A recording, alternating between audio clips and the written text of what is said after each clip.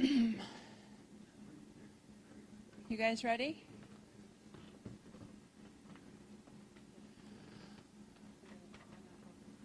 Hello, this is Nan Whaley, Mayor of Dayton, Ohio. I think this is our fourth press conference of the day, and I've seen some of you at every single one of them, so appreciate your diligence in getting the word out and getting the correct information out from your news outlets. I want to introduce who's with me this afternoon. City Manager Shelley Dickstein, U.S. Senator Sherrod Brown, U.S. Senator Rob Portman, Deputy Chief Matt Carper, State Representative Phil Plummer, and former County Sheriff, and Congressman Mike Turner. I just want to take a moment to talk about the outpouring of support we've seen across the country. Today, to moment, I think I've had over 70 mayors and from across the country reach out. Particularly have been of help have been Buddy Dyer of Orlando, who had to work with his community through the Pulse nightclub. Mayor Bill Peduto of Pittsburgh, obviously with the Tree of Life Synagogue. Mayor Cranley of Cincinnati has been helpful. And Mayor Jane Castor, who's the new mayor of Tampa, who is a former police chief. Honestly, I have to say that unfortunately, because we have so many of these incidences, there is a bevy of mayors that are able to give great advice and feedback. I think that's, quite frankly, a little sad if you think about it, that they've learned so much because all of their communities have gone through these terrible mass shootings. That today at 2 o'clock, I was very appreciative that Senators Brown, Senators Portman, and Congressman Turner, as well as U.S. Attorney Ben Glassman, the FBI and ATF, came together for a briefing with Chief Beal and Chief Carper. We then walked to the scene of the site in the Oregon District, so the senators and congressmen could get a good sense of exactly what happened on the ground. And I want to say how much I appreciate their support and their calls and what can I do questions during this day. It's meant a lot to me personally, and I know it's meant a lot to the citizens of Dayton. With that, I'd like to invite Senator Sherrod Brown to come forward and say a few words. Thank you, Mayor. This is obviously a terribly difficult time for this community, and I so appreciate especially police and fire and the rescue operations, how quickly the police department, police officers on the scene so courageously stood up and did the right thing and saved literally potentially hundreds of lives with the amount of ammunition the shooter had, and how quickly they responded, and how what a short period of time from the first shot to the last shot. So it really does tell me a lot about local public servants, police and fire and rescue operations. We had, the mayor tells us 20 first responders from the region came, in addition to the 6 or 7 from the city of Dayton that arrived all within 20 minutes to save lives. So that's what local communities do, which come together like this. The mayor took us all to walk through the Oregon District. It's in many ways the center of Dayton in terms of evenings and small businesses. Every single business in that area just about is locally owned and with the vibrancy of local ownership, and what that means. And they're all coming together as they will tonight at the vigil, but for the next many days, the way that Dayton came together after the tornado and after in dealing with the KKK rally a few weeks ago. My first talk with the mayor today, the first thing she told me, other than expressing the grief and the heartache of this community, was how she had gotten literally dozens of texts, emails, and phone calls from mayors around the country, almost all of whom have had something like this happen in their communities. And so our first response, I'll speak for myself, Connie's my first response, of course, is sadness and hearts and prayers and thoughts for families and the community overall, including police and fire, and how they respond to this in the weeks ahead from the trauma that they've seen as public servants. My next thought was anger at our country and society and our Congress for not doing anything about this.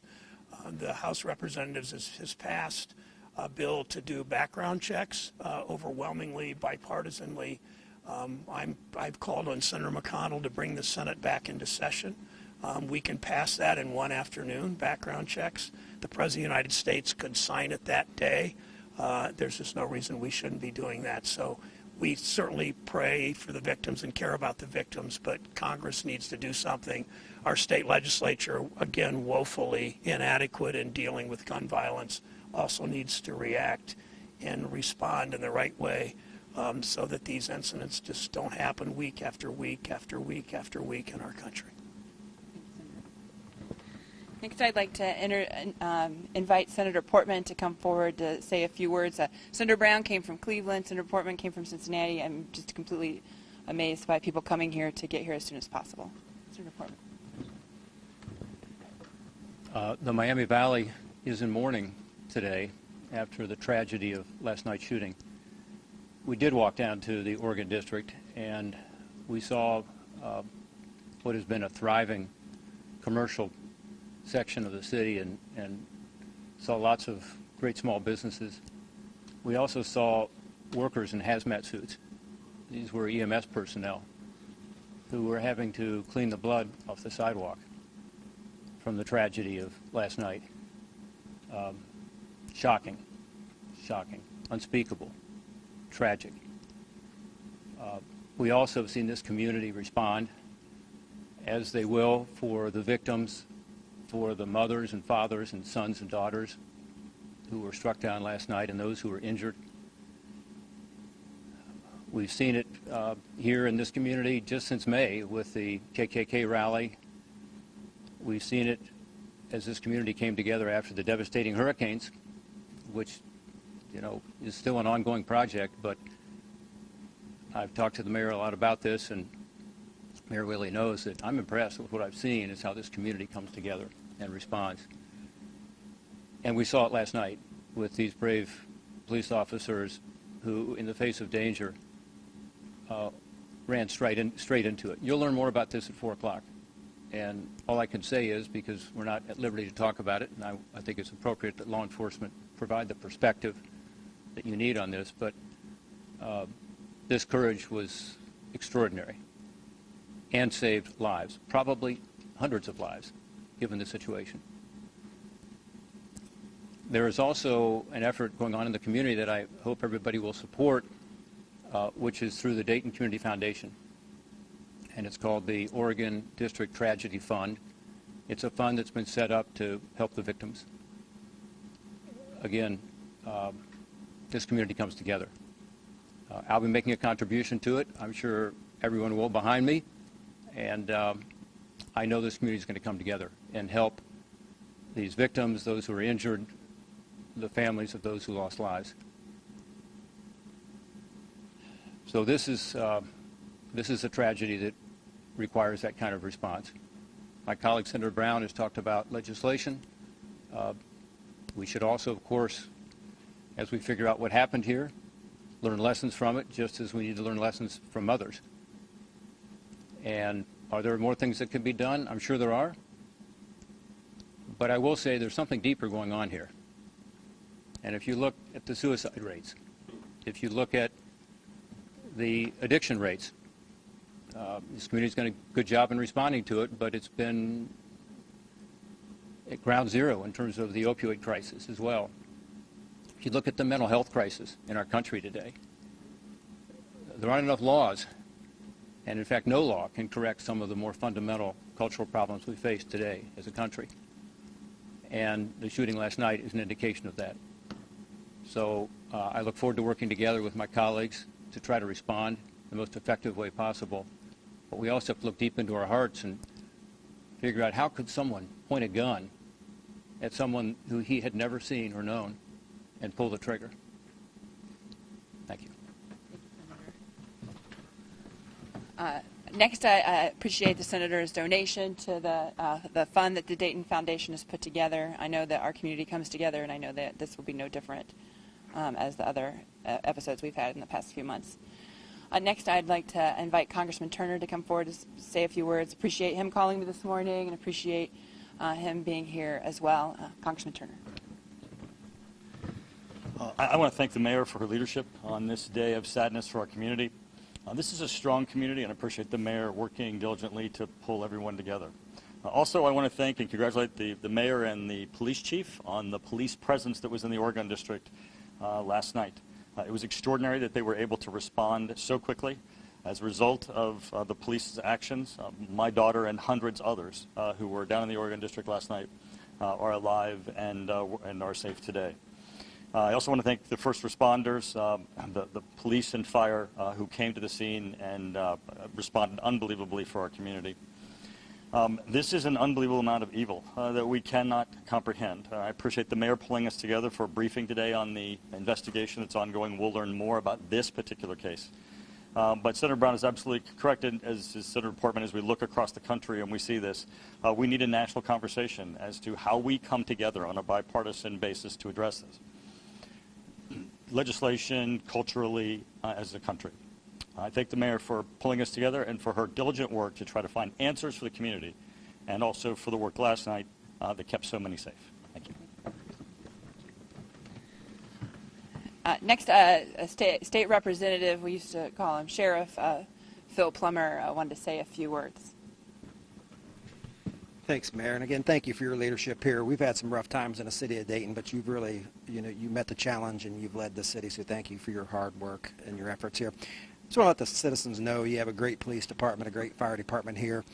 I went and toured the crime scene with everybody behind me here, and I was hoping it was my last crime scene I toured, but we're back in action. But walking away from that crime scene, I could stick my chest out, and I'm very proud of our first responders. They answered the call. They ran towards the gunfire. When you're up against weapons like that, it's tough on those guys, and they made the call, and they took care of business. So thank them when you see them. We can't give them enough awards because they saved a lot of people last night. Fire department, you guys did a great job. And our county dispatch center, they get overwhelmed with, mass situations like this. So they did a tremendous job also. So you guys, let's not let this keep us down. Like I said, we had a rough year, but we always bounce back. We're a resilient community.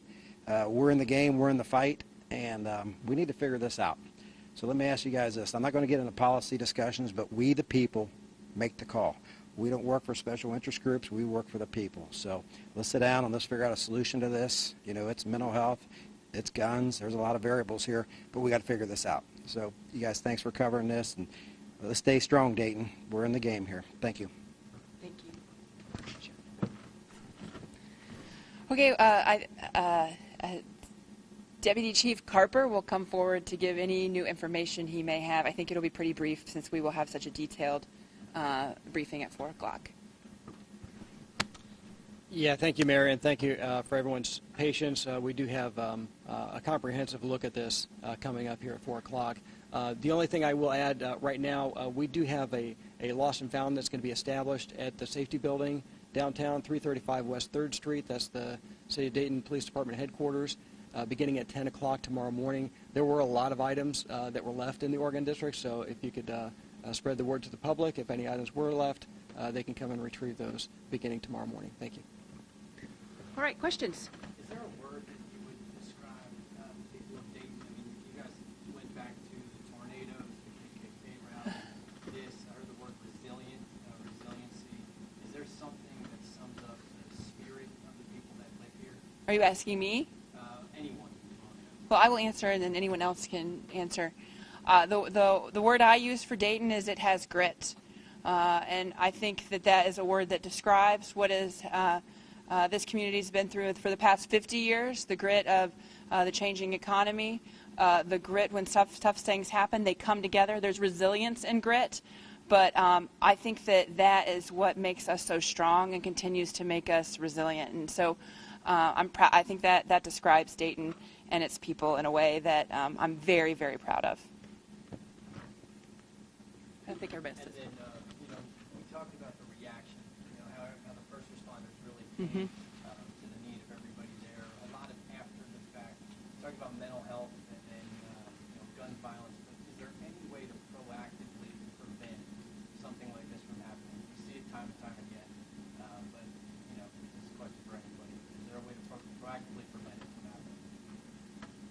Anybody have a comment? Okay.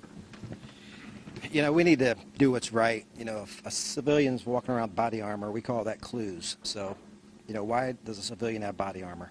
If somebody is not acting right and they have high-powered weapons, reach out to them. I mean, We all know when somebody's having problems. We have to be a community and support people. Let's start doing what's right.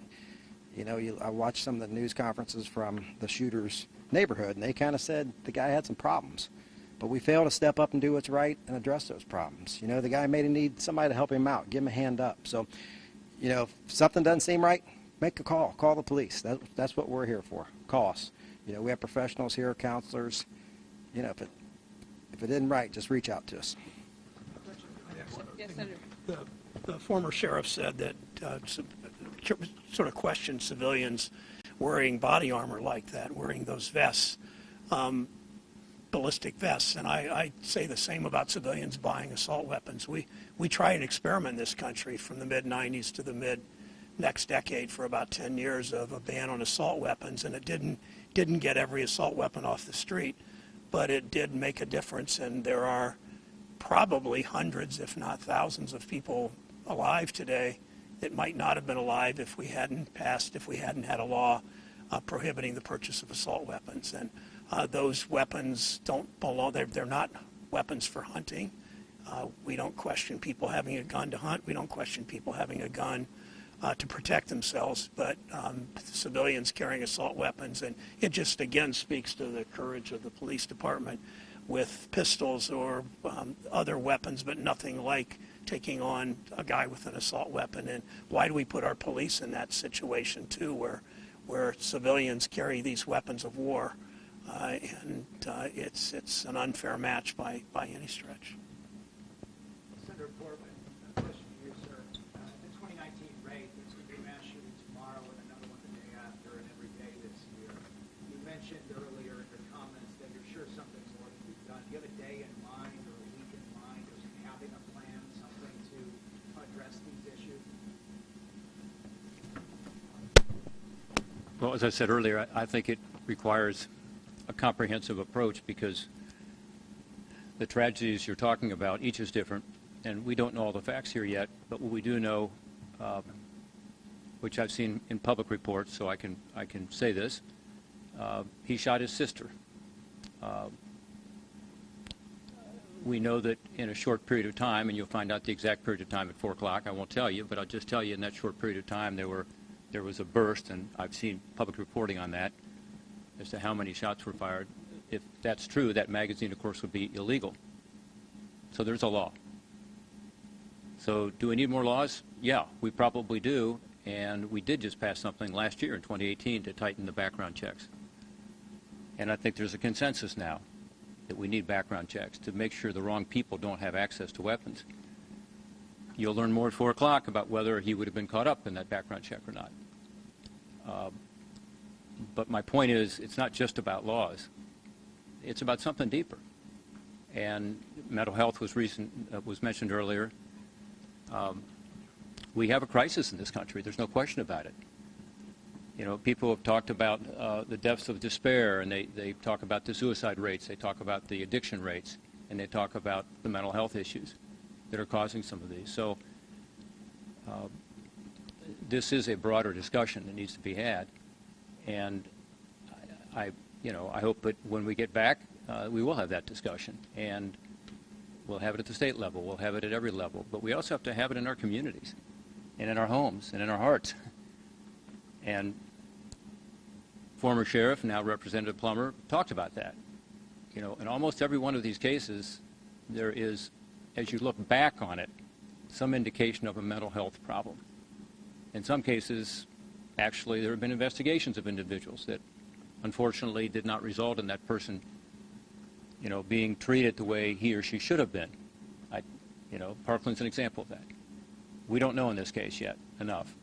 But again, from public reporting and what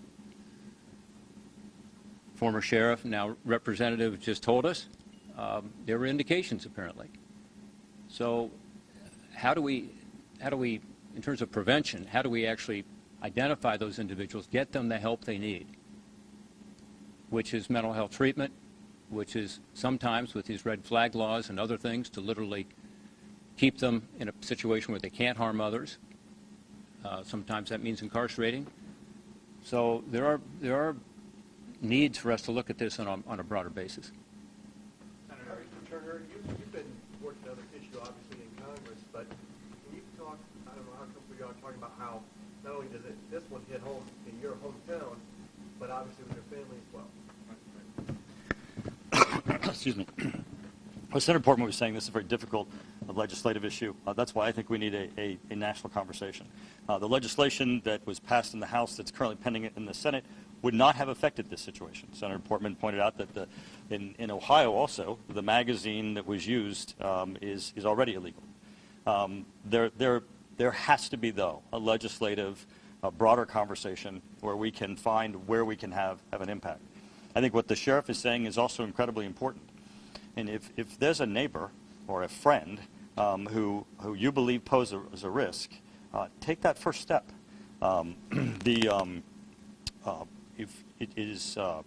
It's unthinkable for us how quickly our own families become so at risk. And this is why this is so important for us to pick up the phone, say there's a problem, say that there's an individual who appears to not only be a threat, but perhaps have weapons or caches to the extent that they have nefarious intent. I think that the former sheriff, state representative, has a great call to the community that if you see something, say something.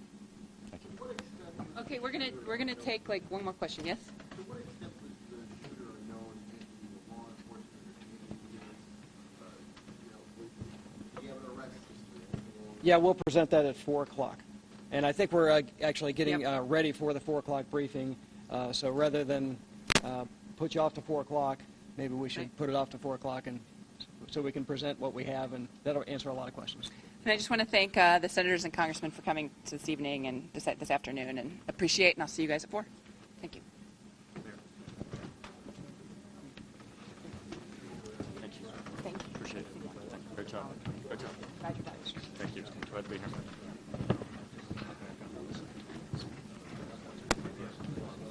I'm just grabbing my mic, sorry.